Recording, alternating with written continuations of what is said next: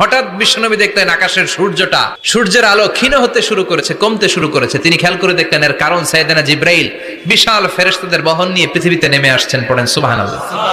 এসে বললেন, ইয়া রাসূলুল্লাহ, আমি 1,40,000 ফেরেশতা নিয়ে নেমে এসেছি। আপনি কি জানেন না, ঠিক একটু আগে মদিনাতে আপনার এক প্রিয় সাহাবা, তার নাম হচ্ছে মুআবিয়া ইবনে মুআবিয়া আল মুজানি, একটু আগে শেষ নিঃশ্বাস ত্যাগ করেছে। বিশ্বনবী তো অবাক, ঘটনা কি? কোন সাহাবীর গায়বানা জানা যায় তো ফেরেশতা নামে না আকাশের উপর থেকে?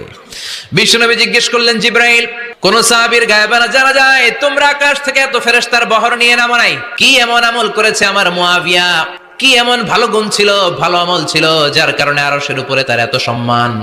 আপনার এই প্রিয় সাহাবী হাঁটতে বসতে চলতে ফিরিতে সব সময় পড়তো কুল হুয়াল্লাহু আহাদ আল্লাহুস সামাদ লাম ইয়ালিদ ওয়া লাম ইউলাদ ওয়া লাম ইয়াকুল লাহু কুফুয়ান আহাদ। পড়েন আল্লাহু আকবার।